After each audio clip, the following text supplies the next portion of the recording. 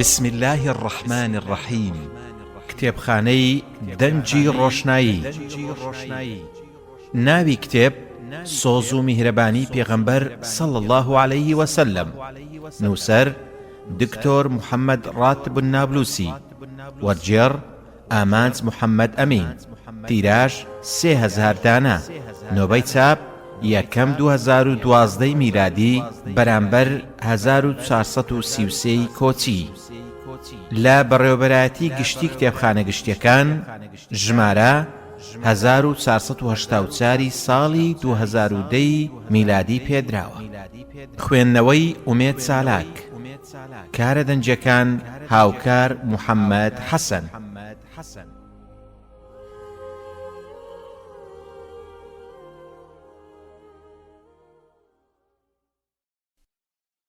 خوێنەری بەڕێز ئەم تڕاکە بە کۆتا هات.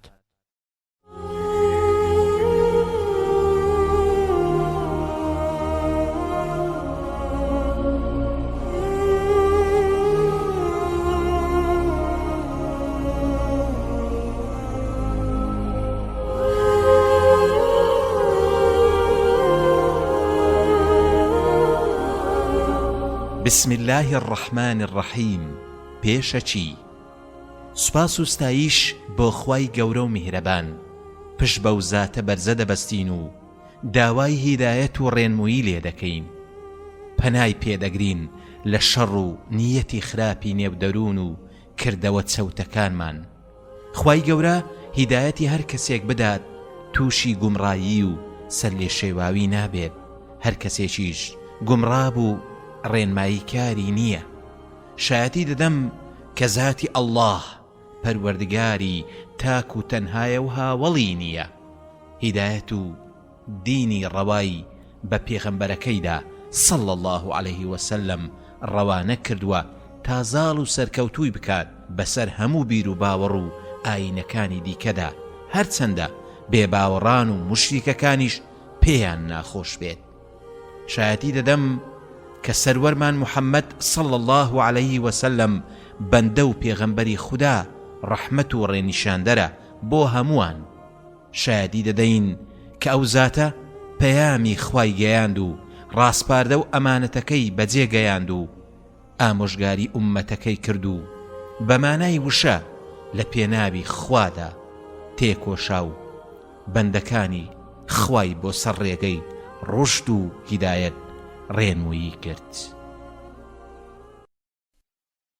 خوێنەری بەڕێز ئەم تڕاکە بە کۆتا هات.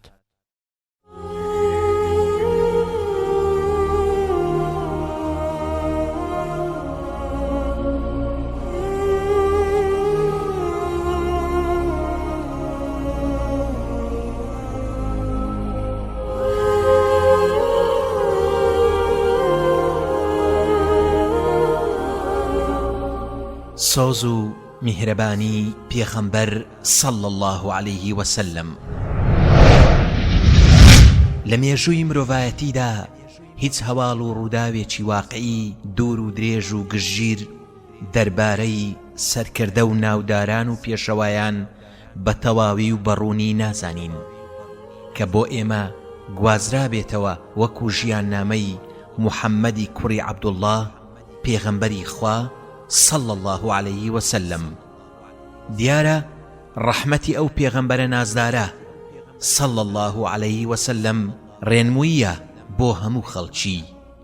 هەموو شێک کە فەرموویەتی هەر هەنگاوێک کە هەڵی گرتووە، هەر زەردەخەنەیەک کە بەڕووی بەرامبەرەکانی دانواندوویەتی، هەر دڵۆپە فرمێسچێک کە ڕوشتوویەتی، هەر هەناسەیەک کە لە سنجیەوە دەرچووە، هەر هەوڵێک کە داویەتی بۆ بەدیهێنانی کارەکانی، هەر دیمەنێک لە دیمەنەکانی ژیانی، تەنانەت کاروبارە تایبەتیەکانیشی، نهێنی ناوماڵ و خێزانی، هەموو ئەمانە بە پیتی گەورە و بە پشت ڕاستراوەیی بەڕاستین بەڵگە و شێوە کە مێژووی مرۆڤایەتی زانیویەتی گوازراونەتەوە بۆمان.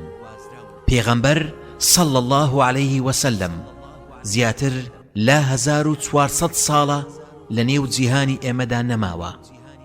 کەچی لەگەڵ ئەوەشدا کاتێک ژیاننامە و مێژووی دەخوێنینەوە وا هەست ناکەین کە تەنها دەیخوێنینەوە و تەواو،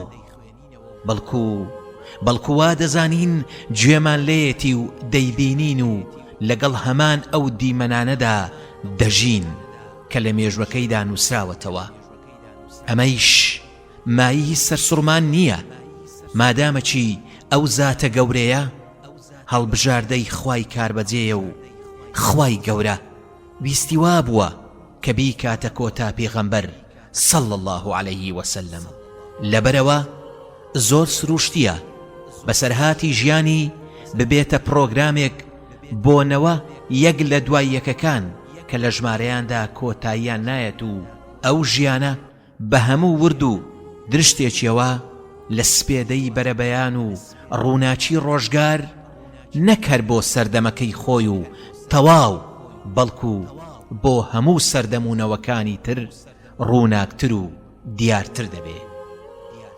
ژیانی پێغەمبەر صلى الله عليه وسلم و ڕەفتار و سەرجەم لایەنەکانی کەسایەتیەکەی و ئاکامی بانگەوازەکەی لە چەندین پەرتووک و وتاری چەندین ساڵدا کۆ ناکرێتەوە، چونکە ئەو زاتە ڕەحمەت دڵ و گیانیەتی، دادپەروەری شەریعەتیەتی و خۆشەویستی ڕەوشتیەتی و بەرزی پیشەیەتی و چارەسەری کێشەکانی خەڵکی پەرستشیەتی. بەسە بۆ ئەم نامیلکەیەمان لەسەر بڕگەی یەکەمی ئەم وتە زێڕینە هەڵوەستە بکەین کە ڕەحمەت و میهرەبانی ئەو زاتەیە صلى الله عليه وسلم. ئەوە تا دەربارەی خۆی فەرموویەتی من ڕەحمەتێکی بە دیاری نێردراوم، بەڵام ڕەحمەتی بەهێزە بەخشندەکان نەک ڕەحمەتی لاواز و نائومێدان. شارەزا لەبارەی ڕەحم و بەزەییەوە کە پێغەمبەرە صلى الله عليه وسلم فەرموویەتی ئەوانە کە ڕەحم بە خەڵکی دەکەن خوای ئەڕەحمان ڕەحمیان پێدەکات. پێغەمبەر صلى الله عليه وسلم ڕایگەیاندووە کە ڕەحمکردن بە یەکێک لای من زۆر لە پرستش و بەندایەتیەک باشترە کە بە زیادە ڕەوی بکرێت. لە ساڵی ڕزگارکردنی مەککەدا و لە مانجی ڕەمەزاندا بەرەو ئەو شارە کەوتە ڕێ تا گەیشتە شوێنێک پێی دەوترێت کە ڕاع الغەمیم یان کوڕاع الغەمیم. لەوێدا بە ڕۆژوو بوو، ئەوەیشی کە لەگەڵیدا بوون هەمویان بە ڕۆژوو بوون، بەڵام بەهۆی ماندووبوونی زۆری سەفەرەکەیانەوە زۆر شەکەت بوون.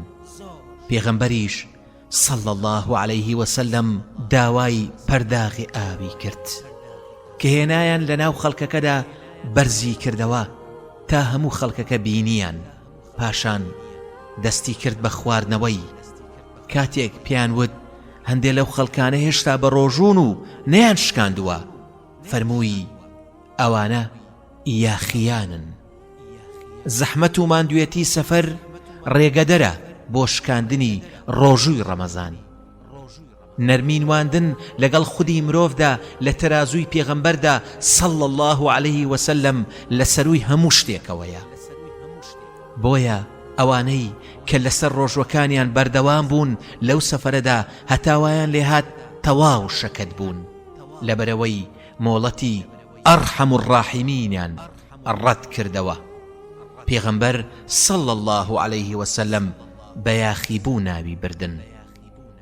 ئەوانە بەندەییان گۆڕی بە ئەشکەنجە و ئازار، ئەوانە وازیان لە باشترین ڕەوشتەکانی مرۆڤایەتی کە ڕەحمکردنە هێنا، بە تایبەت ڕەحمەت بۆ مرۆڤ، بۆمانەوەی لەش ساغی و گوڕ و تین لەبەرەوەی دەسمایەی خۆیەتی. هیچ شتێک نییە نرخ و بەهای ڕەحمکردن لای پێغەمبەری خوا دەربخات وەک ئەوەی ڕەحمکردن و بەندایەتی بخرێنە دوو تای تەرازوویەک، ئەو کاتە تای ڕەحمەتەکە بە ئاشکرا دەردەکەوێت، بەڵام چ دەرکەوتنێک. پیاوێک بە خێرایی بەرەو لای پێغەمبەری خوا صلى الله عليه وسلم هەنگاوی دەنا، خۆشیەکی زۆر گیانی داگرتە بوو، دەیویست پێی بگات هەتا بۆ ئەوەی پەیمانی هیجرەت و جیهادکردنی لە ڕێگەی خوادا لەگەڵدا ببەستێ. پێغەمبەری بەخشندە صلى الله عليه وسلم پێی فەرموو: ئایا هیچ کام لە دایک و باوکت لە ژیاندا ماون؟ پیاوەکە وتی: هەردووچیان لە ژیاندان.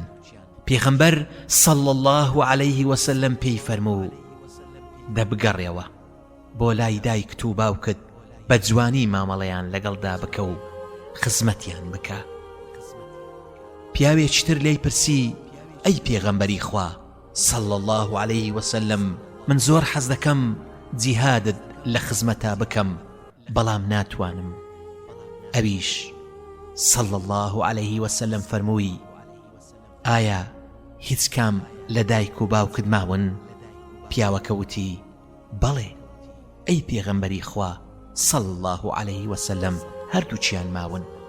پێغەمبەریش صلى الله عليه وسلم فەرمووی: دەی بڕۆ لەگەڵیانە بمێنەرەوە و لەبەر ڕەزامەندی خوا خزمەتیان بکە.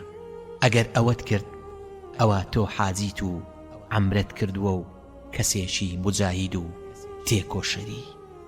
زەردەخەنەیەک کە بەسەر لێوی باوچێکی بەسۆز و ڕوخساری دایکێکی بەهەستەوە دەردەکەوێت. لای پێغەمبەر صلى الله عليه وسلم هیچ شتێکی ناگاتێ. تەنانەت ئەگەر نرخەکە جیهادێکیش بێ لە پێناوی خوایە کە بانگەواز جێگیر دەکات و ئاڵای ئیسلام لە ئاسۆوە بەرز دەکاتەوە.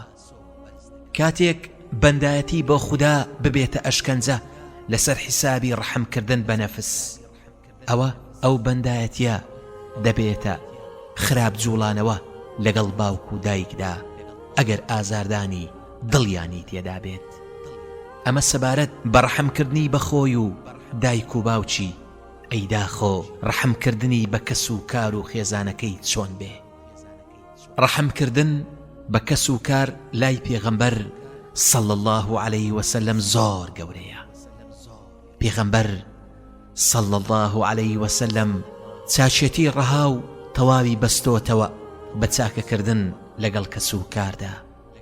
ئەوە تا لە فەرمایشتێکی تردا صلى الله عليه وسلم دەفەرمێت: باشترینتان ئەوانن کە بۆ خێزانەکانیان باشن، منیش لە هەمووتان چاکترم بۆ خێزانەکانم. هەروەها دەفەرمێت: ئامۆژگاریتان دەکەم لەگەڵ ئافرەتاندا چاک بن. هەروەها لە فەرمودەیەکی تردا دەفەرمێت: لە خوا بترسن لە ئاستی دوو لاوازەکەدا ئافرەت و هەتیو. هەروەها لە فەرمایشتێکی تردا دەفەرمێت: ڕێز لە ئافرەتان بگرن، سوێن بەخوا ڕێزیان لێ ناگرێ ئەوانە نەبێ کە خۆیان ڕێزدارن، سوکایەتیان پێ ناکات ئەوانە نەبێ کە خۆیان ڕیسوان. لە فەرمایشتێکی تردا دەفەرمێت: باشترینتان ئەو کەسانن کە لەگەڵ ئافرەتاندا زۆر باشن. ڕەحم و میهرەبانی پێغەمبەر صلى الله عليه وسلم لە میانەی ئەم بەسەرهاتە کورتەوە دەردەکەوێت.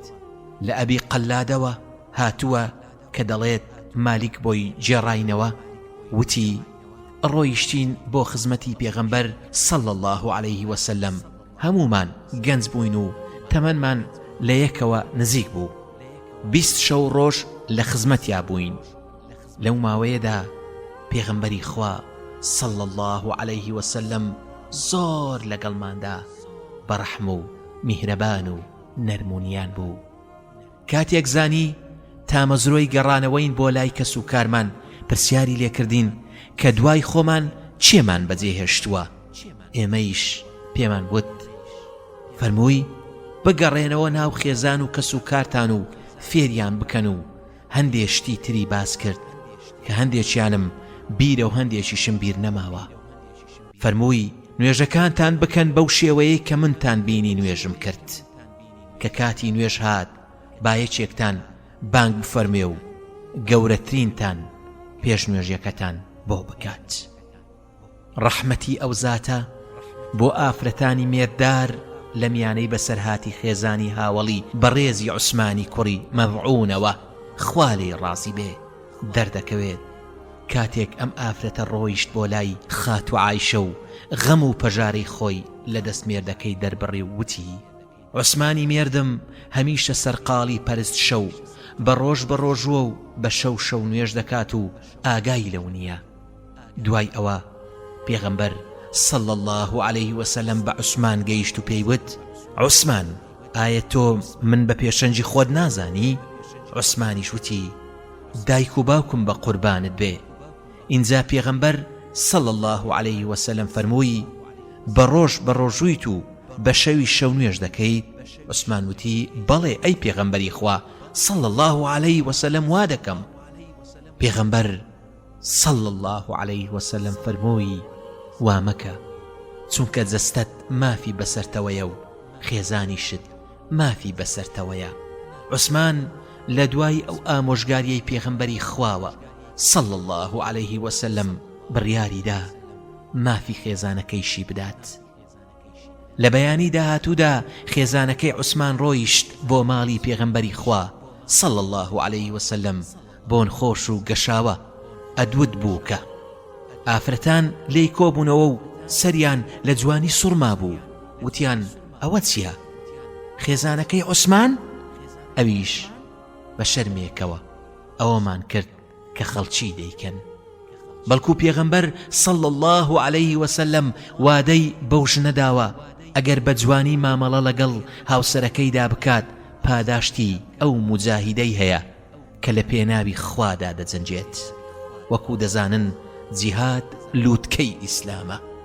پێغەمبەر صلى الله عليه وسلم لە وەڵامی پرسیارێک کە ئەو ئافرەتە کردی فەرمووی بڕۆ ئەی ئافرەت بەوانەیش بڵێ کە لە دواتەوەن ئەوەی بە جوانی مامەڵە لەگەڵ مێردەکەیدا بکات پاداشتی وەکو مجاهیدێک وایە لە پێناوی خوادا. ئەمە سەبارەت بە ڕەحمکردنی بە هاوسەر و خێزان. ئەی ڕەحمەتی بۆ منداڵان چۆن بووە؟ کاتێک صلى الله عليه وسلم منداڵی دەبینی بۆ دڵدانەوەیان زەردەخەنە و ڕووی خۆشی پیشان دەدان. منداڵانی هاوڵانی هەڵدەگرت و یاری لەگەڵدا دەکردن. کاتێ بەلای کۆمەڵە منداڵێکدا دەڕۆیشت سڵاوی لێ دەکردن و دەیفەرموو منداڵان سڵاوتان لێبێ. جابیری کوڕی سەمرە خوای لێ ڕازی بێ دەجێڕێتەوە کە پێغەمبەری خوددا صلى الله عليه وسلم کۆمەڵێ منداڵی بینی پێشبڕچێیان دەکرد ئەویش لەگەڵیاندا دەستی کرد بەڕاکردن. کاتێک بە سواری وشترەکەیەوە بوو منداڵی پێدەگەیشت لەگەڵ خۆیدا سواری دەکرد تا خۆشی بخاتە دڵیەوە. خاتو عایشە خوای لێ ڕازی بێ دەفەرمێت جارێک عەرەبێکی دەشتەچی هاتە خزمەت پێغەمبەر صلى الله عليه وسلم وتی ئایا ئێوە منداڵانی خۆتان ماز دەکەن؟ ئێمە منداڵی خۆمان ماز ناکەین. پێغەمبەریش صلى الله عليه وسلم پێی فەرموو جا من چی بکەم خوای گەورە ڕەحمی لە دڵتان نەهێشتووە؟ یەکێک لە کچەکانی پێغەمبەری خوا مرد صلى الله عليه وسلم. تەرمەکەی بەرز کردەوە بۆ ئاسمان و چاوەکانی فرمێسکیان دەڕشت. سعدی کوڕی عوبادە وتی ئەی پێغەمبەری خوا صلى الله عليه وسلم ئەوە دەگریت؟ پێغەمبەریش صلى الله عليه وسلم فەرمووی بەڵێ بەڵێ ئەوە ڕەحمی خوایە خستوویەتە دڵمانەوە. خوای گەورە ڕەحم بەوانە دەکات کە بۆ خەڵکی بەڕەحمن. ئەمە ڕەحمەتی بوو بۆ منداڵان. ئەی بەگشتی ڕەحمی بۆ منداڵە بچووکەکان چۆن بوو؟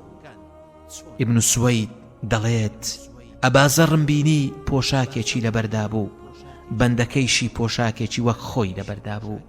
منیش لێم پرسی ئەویش وتی گوێم لە پێغەمبەری خوا صلى الله عليه وسلم بوو کە دەیفەرموو ئەوانە براو بەردەستی ئێوەن خوای گەورە خستونیەتە ژێر دەستان. ئەوەی براکەی لە ژێر دەستیا بوو با ئەو خواردنەی بداتێ کە خۆی دەیخوات ئەو پۆشاکەشی لەبەر کات کە خۆی لەبەری دەکات. کارێکی وها مەدەن بەسەریاندا کە بەرگەی نەگرن، ئەگەر داتان بەسەریاندا یارمەتیان بدەن. جارێک پێغەمبەر صلی الله عليه وسلم بەلای هاوڵێکدا تێپەڕی لە بەندەکەی دەدا، فەرمووی ئەبازەڕ، چاک بزانە خوای گەورە زۆر زیاتر لەوەی کە تۆ بەسەر ئەو بەندەدا زاڵی بەسەرتدا زاڵە، وەکو ئەوەی پێی بڵێ نابێ لە بەردەست بدەی. پیاوێک پرسیاری لێکردوتی ئەی پێغەمبەری خوا، هەتیوێکم لایە، ئایا ئەتوانم لێی بدەم؟ پێغەمبەریش صلی الله عليه وسلم فەرمووی ئەوەندەی لە منداڵەکەی خۆت دەدەی. تەنانەت پێغەمبەر صلی الله عليه وسلم ئیسلام بەری دەکات لەو کەسانی کە ڕەحم بە منداڵان ناکەن. فەرمووی ئەو کەسە لە ئێمە نییە ڕێز لە گەورەکانمان نەگرێت و ڕەحم بە منداڵەکانمان نەکات، مافی زاناکانمان نەزانێ. لە ئەبی قەتادەوە هاتووە دەڵێت پێغەمبەر صلی الله عليه وسلم فەرمووی کاتێک نوێژ دەکەم دەمەوێت درێژی بکەمەوە، بەڵام کاتێک گوێم لە گریانی منداڵێک دەبێت خێرا کورتی دەکەمەوە، نەوەک ئازادی دایکەکەی بدەم. ڕەحمکردنی بە منداڵان ئاوا بوو. ئەی ڕەحمەتی بۆ دراوسێکان چۆن بوو؟ لە ڕەحمەتەکانی ئەوە بوو ئەیویست ئاشتی و ئاشتەوایی لە نێوان باوەڕداراندا بڵاو بێتەوە. زۆر کەم خراپە لە نێوان لە یەک دوورەکاندا ڕوودەدات، بەڵکو لە نێوان ئەو کەسانەدا ڕوودەدا کە هەڵس و کەوتیان بەیەکەوەیە. چی ڕۆژانە لەگەڵ براکەیدا تێکەڵی دەکات؟ ئەوانە دراوسێکانن. لەبەرەوە پێغەمبەر صلی الله عليه وسلم دەفەرمێت جوبرائیل سەلامی خوای لێبێ لەبارەی دراوسێوە ئامۆژگاری دەکردم تا گومانم بۆ ئەوە چوو لەوانەیە دراوسێ بکات بە میراتگر لە دراوسێکەی. پێغەمبەر صلی الله عليه وسلم لەو وەسیەتەدا زۆر توندە هەتا دراوسێی بەهێز ستەم لە دراوسێی لاواز نەکات. ها ئەوە تا پێغەمبەر صلی الله عليه وسلم جەخت لەوە دەکاتەوە هەر دراوسێک دراوسێکەی لێی بترسێت، ئەوە باوەڕی تەواو نییە. ئەوە تا دەفەرمێت باوەڕی بەخوانیە، باوەڕی بەخوانیە، باوەڕی بەخوانیە. 3 جار دووبارەی کردەوە. وتیان ئەی پێغەمبەری خوا صلی الله عليه وسلم ئەو کەسە چێیە؟ فەرمووی ئەو کەسەیە دراوسێکەی لە خراپەی بەدوور نییە. ڕۆژێک پێی وترا ئەی پێغەمبەری خوا صلی الله عليه وسلم دەڵێن فڵانە ئافرەت زۆر نوێژ دەکات و خێر و بەخشینی زۆرە و زۆر بە ڕۆژوو دەبێت، بەڵام بە زمانی ئازاری دراوسیەکانی دەدات. وەڵامی پێغەمبەر صلی الله عليه وسلم چۆن بوو؟ فەرمووی ئەو ئافرەتە لە نێو ئاگردایە. بەڵکو پێغەمبەر صلی الله عليه وسلم ئاماژە بۆ مافی دراوسێ بەگشتی دەکات. ئاخۆ دەبێت بۆ دراوسێی موسڵمان چۆن بێ؟ ئەی ئەگەر موسڵمان بێ و نزیشیش بێ؟ پێغەمبەر صلی الله عليه وسلم دەفەرمێت ئەزانن مافی دراوسێ چییە؟ ئەگەر هانایی بۆ هێنای یارمەتی بدەیت، ئەگەر داوای پشتگرتنی لێکردی پشتی بگری، داوای قەرزی لێکردی قەرزی بدەیتێ، نەخۆش کەوت سەردانی بکەیت، ئەگەر خێرێکی توش بوو پیرۆزبایی لێ بکەیت، ئەگەر دووچاری ناهەمواریەک بوو دڵخۆشی بدەیتەوە، دیواری خانوەکەتی بەسەردا بەرز نەکەیتەوە، بەری هەوای لێ بگری هەتا مۆڵەتی لێ وەرنەگریت، ئەگەر میوەیەکت کڕی هەندێکی بە دیاری بۆ بەرە، ئەگەر نەتویست بیدەیتێ بەنهێنی بی بەماڵەوە، نابێ مناڵەکەت بیباتە دەرەوە و بە بەرچاوی مناڵەکەی ئەوە بیخوات و نیگەرانیان بکات، نابێت بۆنی مەنجەڵەکەت بڕوات بەسەریاندا، یان دەبێت هەندێکیان بۆ بەریت. ئەمە ڕەحمەتی بۆ دراوسێ، ئاخۆ بۆ خەڵکی بەگشتی چۆن بێ؟ ڕەحمەت لای پێغەمبەر صلی الله عليه وسلم سنەتێک نییە لە سنەتەکانی چاکەکردن، بەڵکو ئەرچێکە لە ئەرکەکان و ڕەهەندێکە لە ڕەهەندە گرینگەکانی ژیان. لەبەر ئەوە خۆی لە وێنەی زۆرێک لە خێر و چاکە و بەشداریکردن لە کارە بەسوودەکاندا پیشانداوە. ئەبوو زەر دەڵێت پرسیارم لە پێغەمبەر کرد صلى الله عليه وسلم وتم ئەی پێغەمبەری خوددا صلى الله عليه وسلم چی بەندە لە ئاگری دۆزەخ ڕزگار دەکات؟ فەرمووی باوەڕبوون بەخوا. ئەبوو زەروتی ئەی پێغەمبەری خوا صلى الله عليه وسلم ئایا لەگەڵ باوەڕبووندا کردەوە هەیە؟ فەرمووی ببەخشە لەوەی خوددا پێی داوی. وتم ئەی پێغەمبەری خوددا صلى الله عليه وسلم ئەی ئەگەر هەژار بێت و هیچشی دەست نەکەوێت تابی بەخشێ؟ فەرمووی فەرمان بە چاکە و نەهی لە خراپە بکات. وتی ئەی ئەگەر نەتوانێ فەرمان بە چاکە و نەفرین لە خراپە بکات؟ فەرمووی با یارمەتی کاڵفامێک بدات. وتم ئەی پێغەمبەری خوا صلى الله عليه وسلم ئەی ئەگەر بینیت ناتوانێ ئەو کارە ئەنجام بدات؟ فەرمووی با کۆمەچی ستەم لێکراوێک بکات. وتم ئەی ئەگەر لاواز بوو نەیتوانی کۆمەچی ستەم لێکراوێ بکات؟ پێغەمبەر صلى الله عليه وسلم سەری سوڕما و فەرمووی ئایا ناتەوێت شتێک بۆ ئەو هاوڕێت لە خێر بەجێ بهێڵی با ئازار لە خەڵکی بگرێتەوە؟ وتم ئەی پێغەمبەری خوا صلى الله عليه وسلم ئەگەر ئەمەی کرد ئەڕواتە بەهەشتەوە؟ فەرمووی هەر بەندەیەک هەر سیفەتێک لەم سیفەتانەی تیابێت ئەوە دەستی دەگرم هەتا ئەی خەمە ناو باشتەوە، هەتا ئەی خەمە ناو باشتەوە. شتێک ماوەتەوە لەوانەیە بە خەیاڵتان دانێت، ئەویش ڕەحمکردنێتی بە گیانداران. ئایا ڕەحمەتی تەنها لە مرۆڤدا قەتیس ماوە؟ نەخێر، بەڵکو هەموو گیاندارێکی زیندوی گرتۆتەوە بۆ ئەوەی هەرچی نەهامەتی و ئازارە لەسەری لا ببات. دڵی پێغەمبەر صلى الله عليه وسلم بۆ ئەم گیاندارە لاوازانە ئەجۆشێ و جەخل لەسەر مافی ژیان و ڕۆزیان دەکاتەوە، بەڵکو زیاتر لە هەر گیاندارێکی دیکە مافیان هەیە لەبەر ئەوەی زمانی دەربڕینی سکاڵا و ئازاریان نییە. بە جۆرێک صلى الله عليه وسلم هەرگیز خۆی لە بەرامبەر بینینی گیاندارێکدا پێ نەدەگیرا کە زیاد لە سنووری خۆی باری لێ بنرێ. دەیفەرموو ئافرەتێک ئەشکەنجەدرا لەبەر ئەوەی پشیلەیەکی بەند کرد تا گیانی لەدەستدا، نەخواردن و خواردنەوەی دایێ نەڕێگەشیدا بڕوات لە جڕ و جانەوەری زەوی بخوات.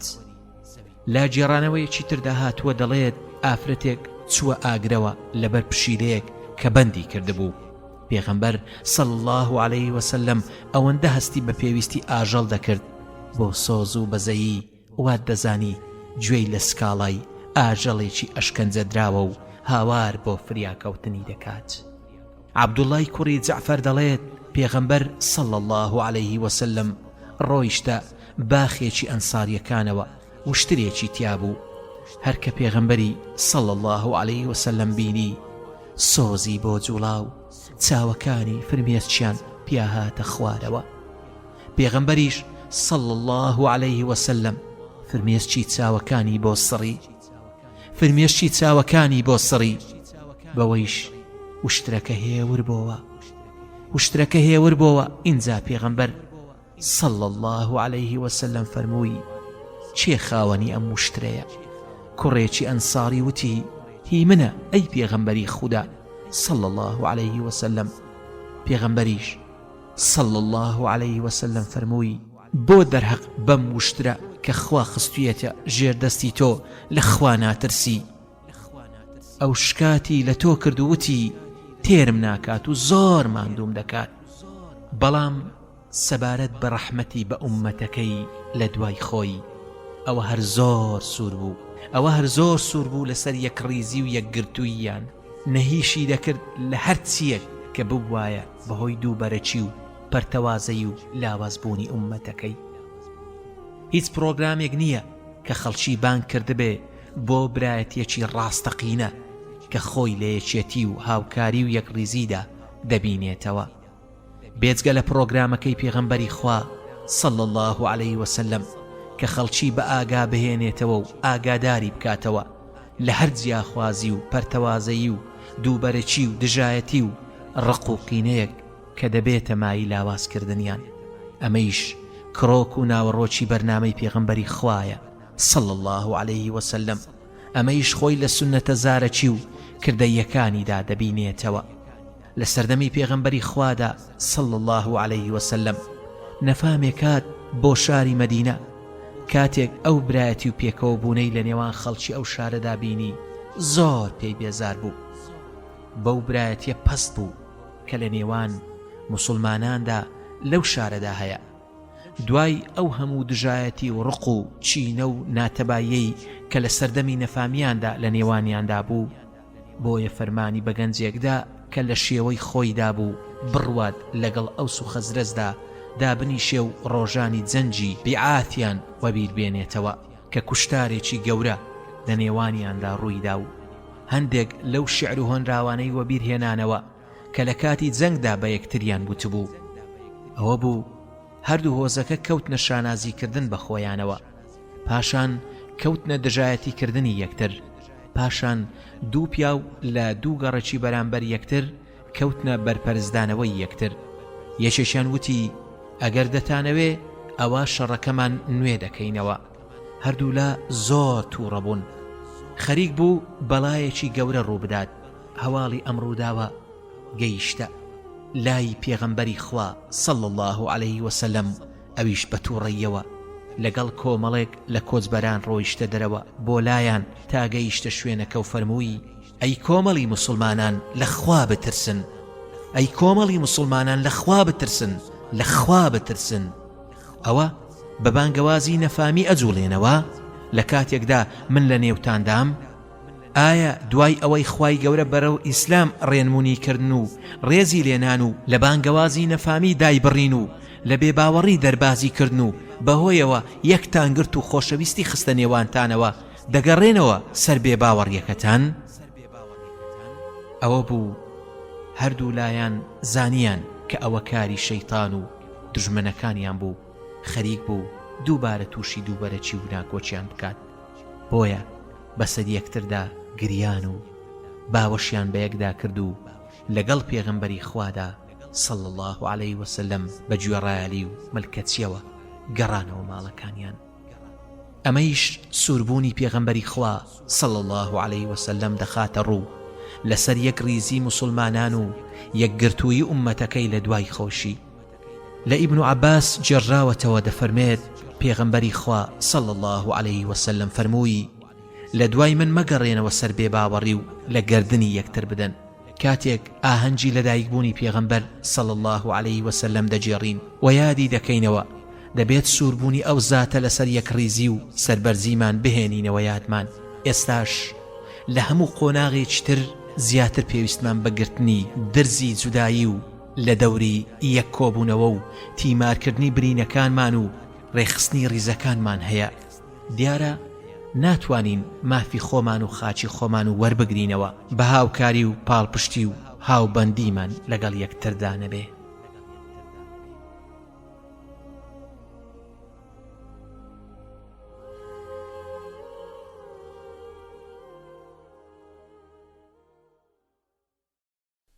خوێنەری بەڕێز، ئەم کتێبە بە کۆتا هات.